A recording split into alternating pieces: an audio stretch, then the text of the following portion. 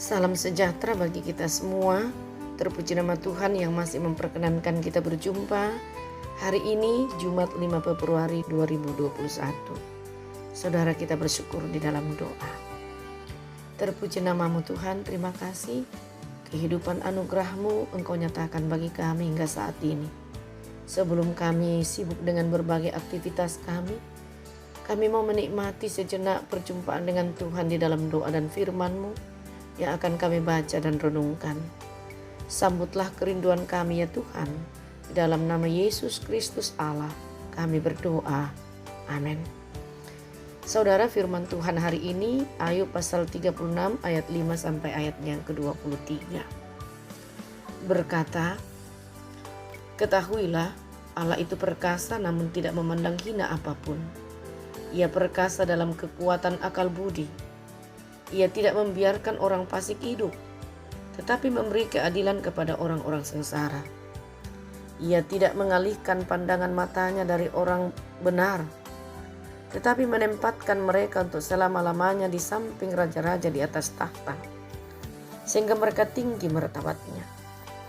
Jikalau mereka dibelenggu dengan rantai, tertangkap dalam tali kesengsaraan, maka ia memperingatkan mereka kepada perbuatan mereka dan kepada pelanggaran mereka, karena mereka berlaku congkak, dan ia membukakan telinga mereka bagi ajaran dan menyuruh mereka berbalik dari kejahatan.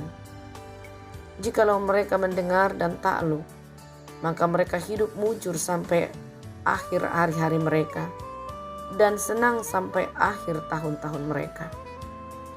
Tetapi jikalau mereka tidak mendengar, maka mereka akan mati oleh lembing dan binasa dalam kebebalan. Orang-orang yang fasik hatinya menyimpan kemarahan. Mereka tidak berteriak minta tolong kalau mereka dibelenggunya. Nyawa mereka binasa di masa muda dan hidup mereka berakhir sebelum saatnya. Dengan sengsara ia menyelamatkan orang sengsara. Dengan penindasan ia membuka telinga mereka. Juga engkau dibujuknya keluar dari dalam kesesakan, ke tempat yang luas bebas dari tekanan, ke meja hidanganmu yang tenang dan penuh lemak. Tetapi engkau sudah mendapat hukuman orang fasik sepenuhnya. Engkau dicengkeram hukuman dan keadilan. Janganlah panas hati membujuk engkau berolok-olok. Janganlah besarnya tebusan menyesatkan engkau. Dapatkah teriakanmu meluputkan engkau dari kesesakan? Ataukah seluruh kekuatan jerih payahmu? Janganlah merindukan malam hari, waktu bangsa-bangsa pergi dari tempatnya. Jagalah dirimu, janganlah berpaling kepada kejahatan, karena itulah sebabnya engkau dicobai oleh sengsara. Sesungguhnya Allah itu mulia dalam kekuasaannya. Siapakah guru seperti dia? Siapakah akan menentukan jalan baginya? Dan siapa berani berkata, engkau telah berbuat curang?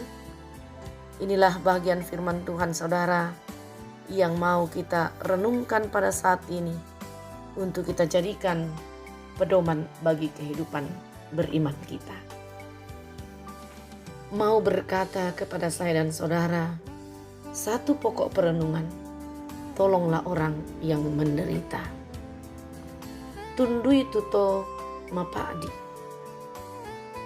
Saudara, satu hal yang berat dan sering terjadi di tengah-tengah orang yang mengalami penderitaan, yaitu menjadi putus asa dan tak berdaya. Apalagi jika penderitaan yang berat yang dialami itu cukup berkepanjangan waktu, dan mereka merasa tak mampu lagi untuk meneruskan dalam menjalani penderitaan itu. Entah itu karena kemiskinan, karena kebutuhan pendidikan bagi anak-anak atau keluarga mereka, atau karena hubungan dalam rumah tangga atau keluarga tidak pernah tenang, atau karena anak-anak yang tidak ada masa depan, atau karena pekerjaan yang terputus dan dicari sana sini tak didapatkan, membuat kita tak dapat lagi melihat ada masa depan di sana. Atau juga karena hal yang sangat dekat dengan tubuh kita, yaitu sakit penyakit yang menahun dan berat. Luar biasa, saudara. Hal-hal itu yang bisa menekan dan membuat kita merasa menderita. Karena itu, ada hal-hal yang sangat dibutuhkan bagi mereka yang mengalami seperti itu. Antara lain tak dapat dipungkiri, yaitu kepedulian, kasih sayang, perhatian, support yang luar biasa bagi mereka dengan hal-hal seperti itu. Kalau dikaitkan dengan pelayanan gereja, sungguh sangat dibutuhkan perhatian penatua, diaken, dan terlebih pendeta untuk memberikan pelayanan khusus bagi mereka sebagai spirit dalam menjalani pergumulan hidup itu. Dibutuhkan doa, pendampingan, kehadiran yang sangat-sangat dibutuhkan adalah kehadiran. Menjadi obat yang mujarab bagi mereka. Luar biasa, saudara. Nah, hal ini mau kita renungkan secara khusus terkait dengan perikop firman Tuhan hari ini. Kitab Ayub, pasal 36 khususnya. Kita mau melihat siapa Ayub. Ayub adalah seorang yang saleh. Tetapi saudara, mengalami penderitaan yang sangat berat dan berkepanjangan diizinkan oleh Tuhan. Lalu bagaimana di sekelilingnya ketika ia mengalami penderitaan itu? Sahabat-sahabat Ayub khususnya melihat penderitaan yang dialami Ayub itu adalah sebagai akibat dosa. Sahabat-sahabat Ayub satu persatu menasihati Ayub, tetapi bukan menjernihkan pikirannya, meringankan bebannya, malah membuat Ayub semakin tertekan. Oleh karena mereka bertindak sebagai hakim di tengah-tengah penderitaan yang dialami Ayub. Ayat 6 dan 7, di mana Elihu memperlakukan Allah seperti suatu mekanisme, yakni menghukum orang fasik dan memberkati orang benar. Penderitaan dipandangnya sebagai cara Allah memperingatkan orang yang fasik agar bertobat. Ayat 8-15 diungkapkan itu. Nah, jika demikian, berarti Ayub dianggap termasuk kelompok orang yang fasik yang sudah diingatkan Allah melalui penderitaannya. Seperti seorang penjahat. Itu diungkapkan juga dalam ayat 16-17. Nah, pertanyaan, apakah ini benar? Bukankah dalam pasal 1 Ayub dijelaskan figur tentang Ayub yang begitu menyentuh hati Tuhan dan membanggakan Tuhan di antara manusia yang lain? Dikatakan bahwa Ayub adalah seorang yang saleh dan benar di mata Tuhan. Ia jujur dan taat, bahkan menghindari atau menjauhi kejahatan. Lalu, mengapa orang benar menderita? Tidak selamanya, saudara, yang mau dikatakan di sini adalah penderitaan itu disebabkan oleh dosa. Tidak selamanya. Tetapi ada penderitaan, pergumulan yang Tuhan izinkan terjadi bagi umatnya untuk dipakai sebagai proses membentuk umat Tuhan, membentuk saudara-saudara yang dan saya menjadi seorang Kristen atau seorang milik Allah yang lebih baik dari hari kemarin untuk hari ini dan seterusnya. Lebih diandalkan lagi, lebih membanggakan Tuhan lagi. Dan Tuhan mengizinkan pergumulan atau penderitaan itu sebagai proses untuk menguji dan menaikkan kadar iman kita. Yakobus 1 ayat 2 sampai ayatnya yang keempat. jelas sekali saudara mengungkapkan itu. Dikatakan, saudara-saudaraku, anggaplah sebagai suatu kebahagiaan apabila kamu jatuh ke dalam berbagai-bagai pencobaan. Sebab kamu tahu bahwa ujian terhadap imanmu menghasilkan ketekunan. Dan biarkanlah ketekunan itu memperoleh buah yang matang, supaya kamu menjadi sempurna dan utuh dan tak kekurangan suatu apapun. Luar biasa saudara, menguatkan kita ayat ini atau firman ini supaya kuat di dalam penderitaan. Nah, Ayub pun seperti itu.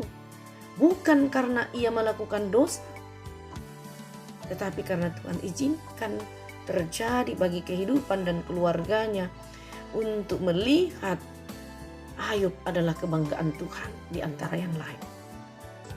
Untuk melihat sedalam dan luasnya kadar iman Ayub untuk selalu taat kepada Allah.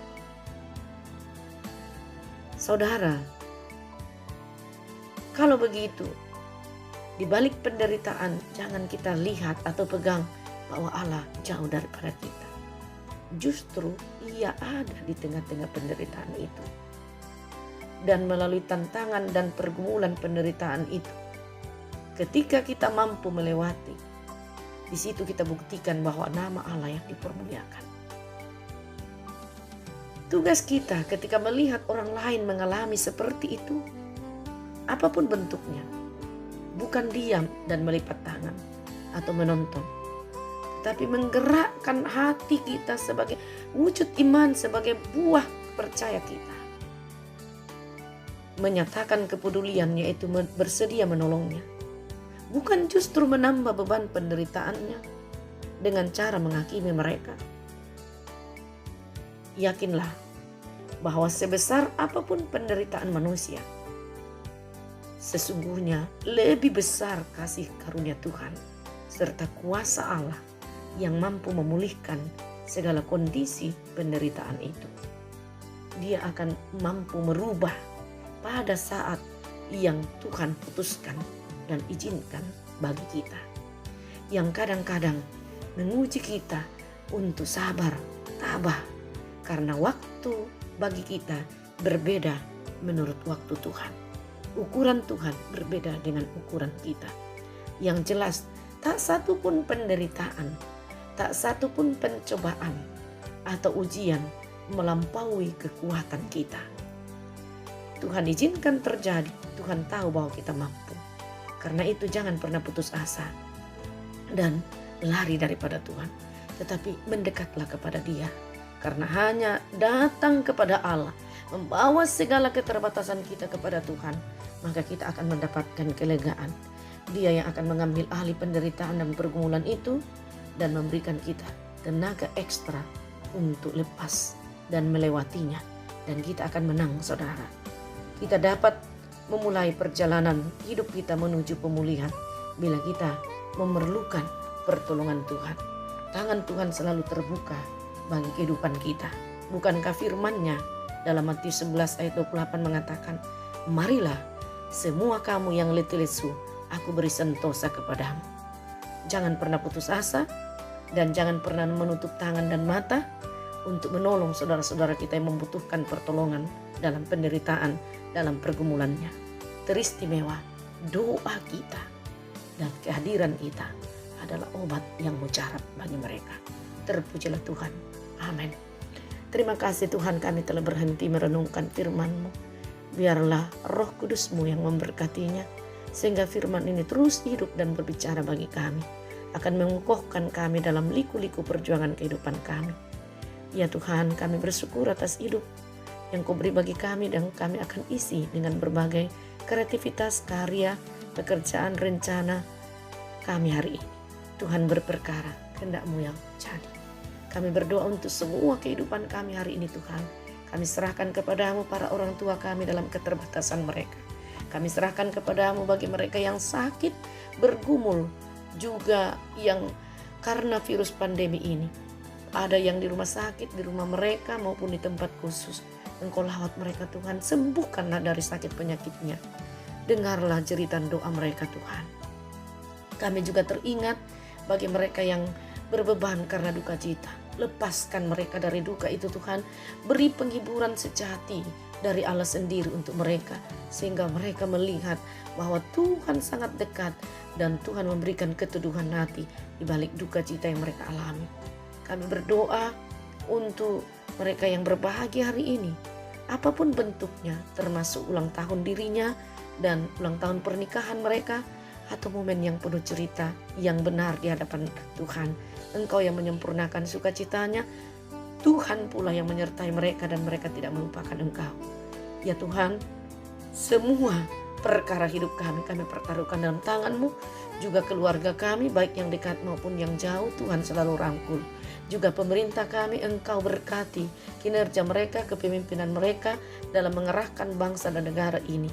Dan kami sungguh-sungguh taat terhadap berbagai kewajiban kami. Kami menjunjung tinggi kebenaran Allah melalui pemerintah itu. Dan kami menikmati berbagai hak kami, termasuk dalam kehidupan berjemaat. Ya Tuhan, berkatilah semua hamba-hamba Tuhan di dalam pergumulan, dalam harapan mereka, dalam pelayanan mereka. Juga keluarga kami sekalian, termasuk hamba-hamba Tuhan yang sakit di dalam kondisi seperti ini Tuhan. Engkau menjadi dokter yang tidak kelihatan untuk menyehatkan kembali. Dan saudara-saudara kami yang bergumul di dalam keterbatasan mereka karena bencana alam, banjir dan juga gempa. Tuhan hadir menyelesaikan problem itu dengan cara Tuhan sendiri. Dan mereka boleh tetap berpengharapan di balik pergumulan itu. Ada tangan Tuhan yang menolong mereka. Ampuni dosa kami, dengarkan doa dan harapan kami. Di dalam nama Tuhan Yesus kami mohon semuanya ini. Amin.